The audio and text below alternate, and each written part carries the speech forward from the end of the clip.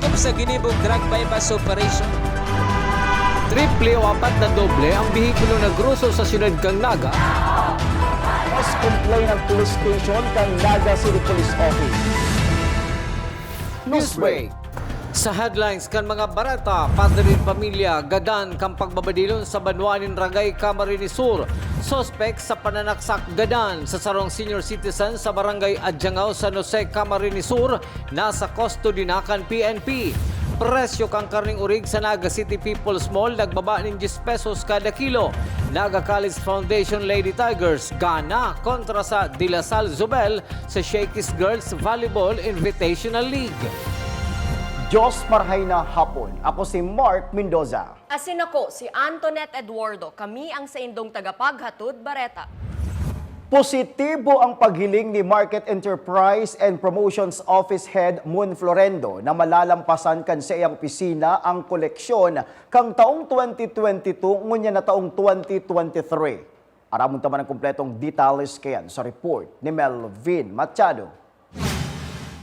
Kung masusunod ang marhay na koleksyon sa renta ka nag-uukupar sa gabos na pwesto sa Naga City People's Mall, malalampasan subuot sinaging ingreso kay ni kang nakalis na taon na 62 million pesos. Suzuki Market Enterprise and Promotion Office Head Mon Florendo, pwedeng umabot sa 65 hasta 70 million pesos ang kabilugan na ambag na pondo kang sa iyong opisina sa kaban kang gobyerno lokal kang Naga. Ang marhay na koleksyon, ang resulta man subot kang marhay na pagninegosyo sa Naga City People's Mall. Pigihiling ko si collection ta from January to May.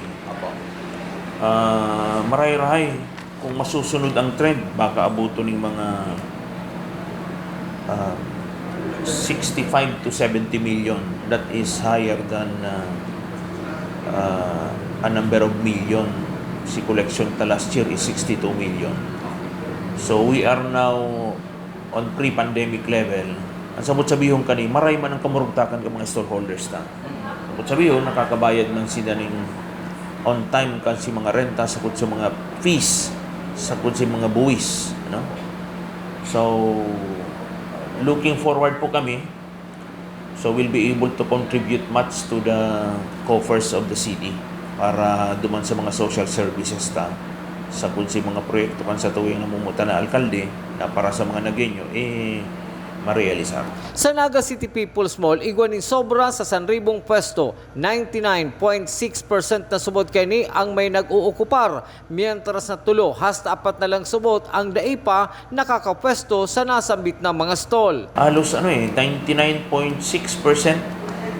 fully occupied. So sabot sabihon in terms of ratio, garo 4 na sana ang bakante digni o tulo from 1,800 plus na stalls. Para sa GNN TV 48 Naga, Melvin Machado, Newsbreak. Mientras tanto, dakulang tabang sa mga parasaod ang pagbabangunya ng 10 pesos kada kilo kan karning urig na mababakal sa Naga City People's Mall. Aramon taman ang kumpletong detalye sa report ni Jerome Breeze. Kada aldaw na Lunes, nagkakaigwanin pag-monitor kan presyo kan mga produkto nga pinagpapabakal sa Naga City People's Mall. Arog kan karning urig, sira asin mga gulayon para magserbing giya sa mga parasaod. Ngunyan na aldaw, may paguros nin na 10 pesos sa kada kilo kan karning urig. Magin ang presyo kan ng mga karning baka, asin manok an mayo man subot pagiro sa presyo kay ni. Pigihiling ko si latest na price monitor. Every Monday kami nagpa-price monitor. At least po sa preskong karni, nagbaba ng at least 10 pesos eh. Araw kan Yempro from 340 to 330. Ang Kasim from 330 to 320. Sulaman, 10 pesos man binawas from 330 to 320. Surib sa Kudpata, Siringman, less than 10 pesos. So, sa manok mantinido si presyo, sa baka, siringman. Bastante man subot ang supply kan sira na may paguba man kan presyo. Solamente ang presyo kan repolyo ang naglangkaw sa lado kan gulay. Maski sa sira, ang sibubong sa Kudgalunggong nagbaba from 240. Ang kalangkawan mo niya, 200 na sana, kababae, 180. So, parerahi tabi ini. Para sa GNN TV 48 Naga, Jerome Breeze, Newsbreak. Sa iba pang bareta, ralabot na parte kan Andaya Highway natapala na subuot kan DPWH. Ang detalye sa report ni Jerome Breeze. Ngunya na mainit ang kamugtakan kan panahon na dakulang bagay ini para dagos-dagos ang trabaho kan mga personahes kan DPWH First Engineering District lalo na sa Andaya Highway. Sigun kay Engineer Edgar Briagas, ang Maintenance Chief kan DPWH First Engineering District, sa labong-labong patrabaho nila, halos 80% na kan mga ralabot na tinampuan pakarahina. Asin haros ang mga harararom na mga labot ana natahuba naman, asin na solamenting ang mga nasa babaw na porsyon na labot ana nakataradanga papakarhayon. However, halos I can say mga 80% na, particularly yung mga malalalim, ay natabunan na namin. Actually, I can say hindi naman malala na. Bako na pong malala. Yung mga harababaw na lang, siguro somewhere there in Gallego, meron tayong mga porsyon na nagtuklap yung mga maninipis na asphalt overlay. Yun na lang halos ang nakikita ko. Saka dito sa may 313 yata, meron pa yung mga tawag natin dito yung mga transverse na cracks na kailangang isil. Hindi pa natin ganong nasisilyuhan. Sa mga masunod na mga bulan, pigihinguha ka na opisina na matapos na nga mapakarhayan magkakaperapang route na asin na alabot na tinampo sa Premier Distrito kan Camarines Sur. Para sa Gen TV48 Naga Jerome Breeze, Newsbreak. Sa kasumpay na bareta, may pakiulay man si Naga City People's Mall Manager Ramon Florendo sa gabos na mga may pwesto sa ground floor asin iba pang porsyon kan merkado na pasiguruhon na dain na uulang ang mga agihan kan mga parasaod. Inako ka nasabing opisyal na dakul gustong magtinda sa merkado publiko kan Naga, alaga dain na subot ini kayang akomodaron kan presenting stalls na mayoriya okupado na. Kadakol kita mga katugangan ng mga vendors na naghihinguha man ng mga kapaghanap buhay. Ang pakiulay bilang sa inda dahil maulang sa mga agihan, so pedestrian, so tinampo, makakadanyar man yan sa ibang sektor kan sa tuwing sosyudad. Sa iba pang bareta, mismo si Department of Health Bicol Regional Director Dr. Ernie Vera ang nangapodan sa mga magurang na igwang umpoy na nag-iedad 0 hanggang 59 months na pabakunahan kontra polio, tipdas asin rubella. Ang bakuna sa tipdas, polio asin rubella ang libreng itatao sa mga kaakian. Father's Day. Sabi nga, mothers knows best for their kids. Kaya ang bakuna ay mother's best gift of love to their children. Ang bakuna sa tikdas, rubella at polio ay ligtas at libre para sa lahat. Huwag ipagdamot ang proteksyon para kay baby. Pabakunahan na natin sila ngayon. Maraming salamat po. Sa pagbabalik kang news break, senior citizen na misi sa Adiangao, San Jose Camarines Sur, sinaksak sa liog gadan. Yan asin iba pang mga bareta sa pagwelta kan GNN TV. 48 Naga News Break. Dakop sa ginibog drug bypass operation. Triple o apat na doble ang bihikulo na gruso sa siyudad kang Naga. Mas complain ng police station kang Naga City Police Office. News Break. This event is brought to you by Naga College Foundation, the home of the champions. Enroll now for as low as 2,000 pesos. For more details, visit www.ncf.edu.ph. Lemon Residences, your newest home of the champions and the metro. Open for daily, weekly, and monthly bookings. Located at Magsaysay Avenue, Naga City, and enjoy a sip of coffee and Septus meals at Tiger's Cafe, located at second level of Lemon Residences. Dream travel? Achieve yan sa Nagayon Travel and Tours. Enjoy a hassle-free travel with Nagayon Travel and Tours. Visit their office at NCF Annex Building, Magsaysay Avenue, Naga City, or call us 0966-486-0043.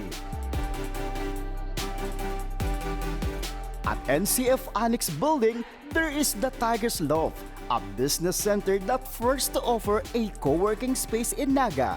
Grow your business at the Tiger's Loft. Drive with confidence with NCF Driving School. Avail their theoretical driving course and practical driving course. For beginners, NCF Driving School is LTO accredited. Flight attendants, prepare for takeoff, please.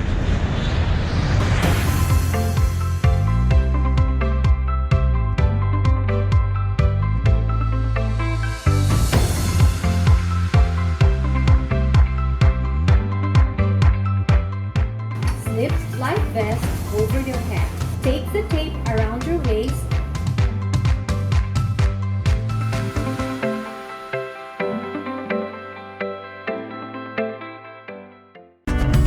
Sa oras ng sakuna, isa sa mga kailangan natin sa ating tahanan ay isang gubag. Ang isang gubag ay naglalaman ng tubig, mga dilata at biscuits upang hindi tayo magutom, energy bars o energy drink, first aid kit, communication devices tulad ng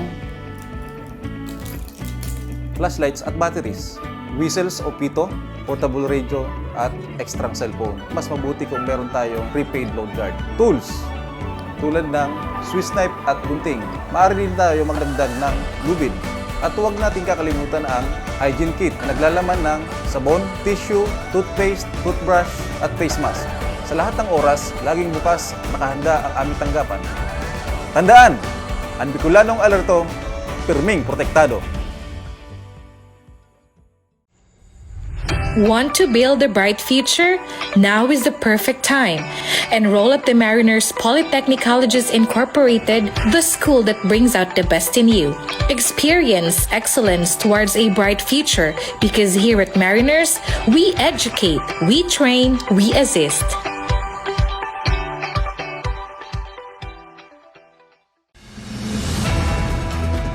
Dakop sa ginibong drug bypass operation. Triple o apat na doble ang bihikulo na gruso sa siyudad kang Naga. Mas complain ng police station kang Naga City Police Office. Newsbreak. Padagos sa mga bareta, manlain-lain na imahe ni Santa Maria ang yaon ngunyan sa Chapel Canaga City People's Mall sa enot na aldaw kan Marian exhibit na madurar nin sarong simana. Susog ki Mrs. Evelyn Hemedy, Canaga City People's Mall Pastoral Council. Hali pa sa ibang parokya ang mga imahe na matinir sa Chapel Canaga City People's Mall sa laog nin sarong simana. Ang Marian exhibit an parte kan sarong simanang aktibidad sa anibersaryo Canaga City People's Mall. Kung ngunyan, na Lunes, araal daw kitang may Santa Misa igdi. Tapos pag Sabado, alas 3 na yung hapon ang Santa Misa. Then after kang Mass, ma-procession, Marian procession na. Sa satuyang police report, Mr. Binadil sa Banwaan ng Ragay, Camarines Sur, Gadan. Aramon tang kumpletong detalye sa report ni Jerome Breeze. Dead on the spot ang saroga Padre di Pamilya matapos sining badilon sa Barangay Kaditaan, Ragay, Camarines Sur, alas 10:30 ka nakaaging Sabado na banggi. Sigun sa report kan Philippine National Police sa Ragay, mantang nagpaparada kan motorsiklo ang biktima nga si Rodinito Camacho, 52 anyos, sa senda mismong residensya kan bigla ining badilon ang nasabing biktima kanday panabistong suspect. Sa paghapot-hapot kan mga pulis sa agom kan biktima, posibleng iwal sa dagaan hinihiling na motibo sa panggagadan sa iyang mister. Pigdara naman ang bangkay kani sa Ragay Rural Health Unit para sa autopsy examination, mantang palagos pa ang paghanap sa may kagibo kan pambabadil. Para sa JNTV48 Naga Jerome Breeze, Newsbreak.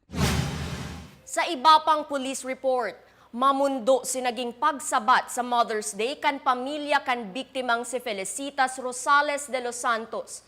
Matapos ining masaksak sa liog, kan sospek na si WJ Riva, kaibahan ang tugang kaining si Jeremy Riva. Matapos ang kariribukan na nangyari sa sarong okasyon sa Barangay Adyangao, San Jose, Camarines Sur, kan aldaw nin Sabado. Sarong tama sa liog ang sinapo kan biktima, na nakadalagan papauli sa saindang harong bago napatudan nin hinangos. Ang sospek as in biktima ang magpartidarios Mansana. Sa iba pang police report, 5 plastic sachet ning pinagtutubunan shabu ang na-recover kan mga otoridad sa suspek na si Justin Kyle Rumbo, 23 anyo, sarong restaurant helper sa ginibong anti-drug bypass operation kan mga operatiba hal sa police station number 4. Nagsayuma naman ang suspek na magtaupan in anuman na pahayag matapos siyang maaresto ng unyan mahahampang sa kasong pagbalgar sa Republic Act 9165. Sa iba pang bareta, College of Criminal Justice Education Day asin pa sa salamat sa naprodusir na National Top Placer sa nakaaging 2023 Criminologist Licensure Examination naging panunin kaugmahan. Ang detalye sa report ni Junior Correspondent Ja Maika Angeles. Sarong makabuluhan, pano ng inspirasyon asin disiplina ang pinahiling kan Departamento ng College of Criminal Justice Education sa saindang CCJE Day na pigkondeser ka na kaaging Biyernes, 12 ng Abril 2023. Pinaggibo ang simultaneous activities araw kan tug of war, longest line with a twist, bottoms up, asin iba pang mga pakawat kung saan mahihiling ang tibay, determinasyon asin physical strength kan mga criminology students. Nagtutubod si Christine Alejandro sarong graduating student na sa paagi kan event na ini, manunodan lalo na kan mga lower year ang sportsmanship, unity, camaraderie, asin connection and respect sa saindang mga seniors na numero 1 kaipuhan, lalo na sa pagtungtong ninda ng 4th year. Actually, after a long, tiring semester, finally nagkaigwang araw gani ang criminology. Bilang criminology student, arami na dailang academically, ang sakit kang criminology students, also physically. Kasi kami tigditirin talaga academically and physically sabay-sabay. Sa panayam kay Ms. Mikey Terdilla, Governor kan Student Council ng CCJE, to give the students a break from academics ang saro sa mga rason kung taano pinaggipo ang departmental event na ini. The purpose of this event is to give or to build camaraderie, make friends, and celebrate as CCJE Tigers. And also, as a bonus, to celebrate our national top notchers, the top 1 and our top 10. Talagang konting preparations lang at konting araw lang yung naibigay sa amin. But I am hoping that this really have been a successful event towards other students also. Sa kakaunting araw na yon, we really want to make it as engrande as it is or as enjoyable as it is for the students. Mientras tanto, big kondeserman and Thanksgiving Mass as in recognition para sa 53 newly registered criminologists as in sa duwang national top placers sa nakaaging 2023 Criminologist Licensure Examination. Presente sa misa ang Vice President for Academic Affairs na si Dr. Aida P. Asea, ang Dean kan CCJE na si Dr. Marlene F. Balares, mga paratukto as in ang mga 2023 CLE passers. Nagpadagos ang selebrasyon sa ginibong Torch Parade, awarding kung saan nagmensahe ang presidente kan NCF na si Engineer Mario C. Villanueva as in Victory Ball. Padagos na pagsuporta sa mga aki as in congratulatory message man sa mga kapwa magurang ang pinaabot ni Mrs. Francia Albita de la Torre as in Mr. Jerry de la Torre, magurang kanagtapuan. Sobrang saya ng bilang ama. Dahil yung nang makapasa ka lang ng board exam, sobra ng kasiyahan, lalo pang nag-top notch sir. Focus talaga sa pag-aaral, lalo na nung nag-review talaga siya. Congratulations din kasi nagbunga rin yung kanilang mga paghihirap, pagpupursige para lang mapag-aral yung mga anak nila. Ini si Ja Maika Angeles para sa GNN TV 48 Naga Newsbreak. Mientras tanto, ginanagiraray kang Naga College Foundation Lady Tigers ang saydang kawat laban sa Dilasal Zubel sa nagpapadagos na Shikis Girls Volleyball Invitational League. Nakuakan NCF Lady Tigers ang duwang sunudan na set sa score na 25-11 as in 25-18. Pulidong depensa as in makukusog na atake ang naging pundasyon kan grupo ni Coach Parley Tupas. Back-to-back player of the game si Araela Panique na nakapagrehistro ng 15 attacks as in 3 service aces. Sa pool din ang inutan man ang NCF Lady Tigers matapos nilang daugon ang UST as in Dilasal Subel. Wow, congratulations NCF Lady Tigers si Huring Kawat versus UST. Sindaman sinanggana. Iyo Tonet, kung magigirumduman ta kan nakaaging bukal season 4, sindaman girarayso ng gana digdi sa Bicol region. Yes, so once again, congratulations NCF Lady Tigers. Asin yan ang mga bidang baretang nakalap kan mas pinakusog na puwersa kan GNN TV 48 Naga News and Bicol Affairs. Day malingaw na i-follow ang samayang official Facebook fanpage GNN TV 48 Naga. Ako po si Mark Mendoza. Padagos kaming mahatod din mga baretang garantisadong nangingenot asin napapanahon. I-hit ang subscribe button sa samuyang official YouTube channel. GNN TV 48 Naga, tanganing updated kita sa mga bareta asin istoryang bida. An Bicolano. Ako si Antoinette Eduardo asin ini, ang GNN TV 48 Naga Newsbreak. Dakop sa ginibong drug bypass operation. Triple o 4 na doble ang bihikulo na gruso sa siyudad kang Naga. Mas complain ang police station kang Naga City Police Office. Newsbreak.